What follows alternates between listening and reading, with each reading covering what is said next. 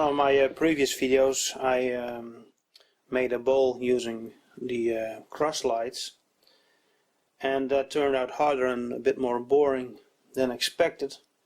So now it's time to try and make a proper bowl gouge. These are my options: a car boot gas strut, a tire iron, a brand new shock absorber from a VW, and a piece of rod of unknown properties. I've seen someone suggest using these on the internet, but I don't think this is very good steel. It's also too thin to make a bowl gouge. This might actually be a good candidate, but it's too short,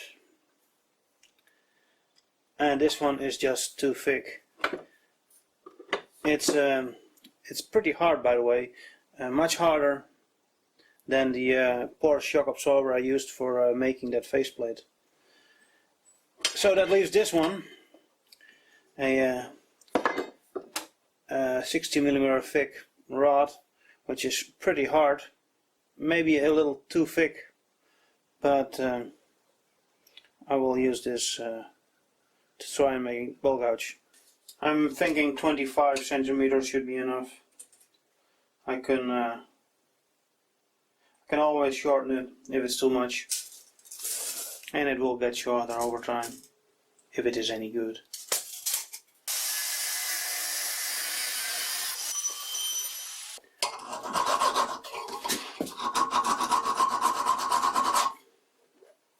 Pretty hard.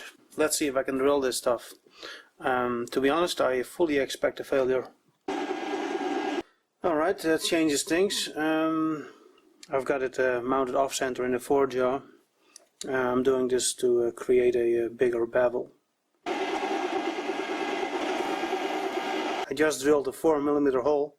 Now I'm going to use a 9.5mm drill, which is about the biggest drill I can use without breaking through the side. I must say that this is drilling easier than I thought it would be. It may be not that hard on the inside.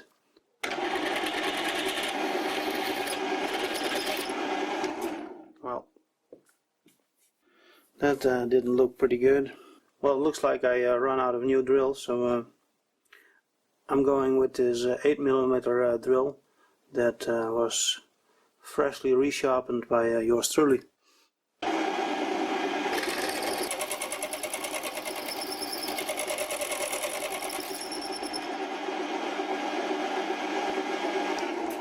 That was horrible. But why? Another drill chuck and another drill bit.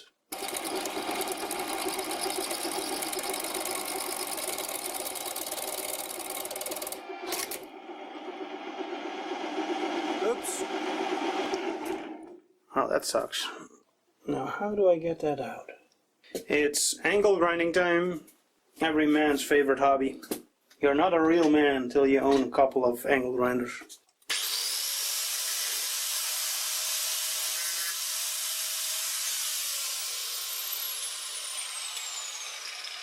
Looks like I need a new one. Stay.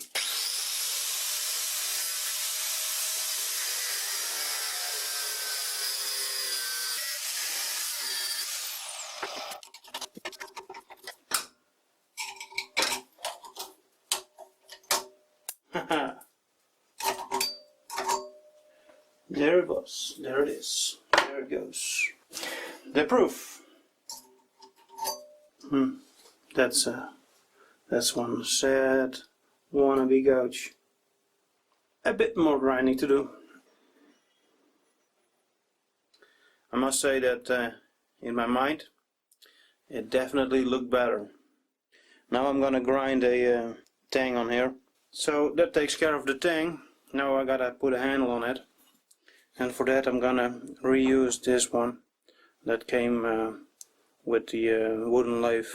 Maybe a bit small for such a big, I'm not gonna call it a gouge, but it's a bit small for such a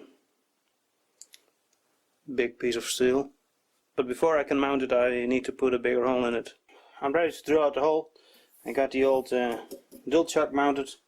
Unfortunately, it only goes to 10 millimeters, and I want 11. So I'll probably have to drill it out or ream it with the cordless drill. I'm using a bit of lead to protect the handle. I don't know why. I saw that stuff laying around and thought if it's good enough for palm shelters, it should be good enough for this. Okay, here we go. That's a bit slow.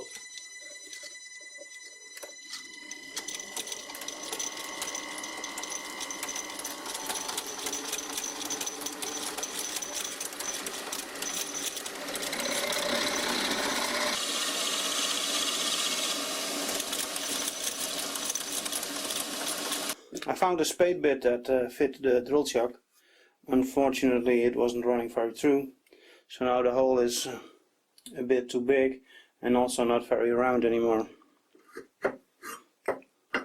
So it looks like I need to rely on the polyester resin to keep this thing together. Yeah, that should do it.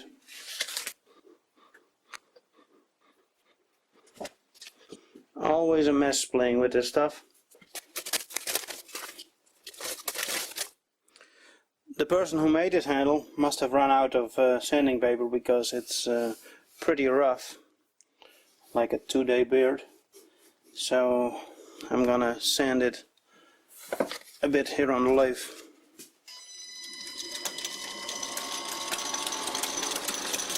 It's not running very true, but I wasn't expecting it. I'm done sanding and I'm gonna put some linseed oil on. I did burn these grooves. To be honest, I don't really like those grooves. I never know where to put them and they serve no purpose.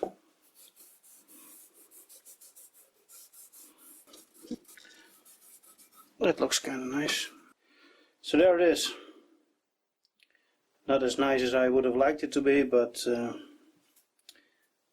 I got it done. That's what counts.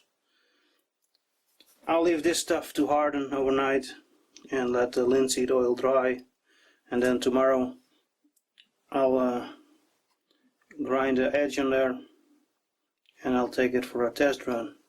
But that will be something for a next video.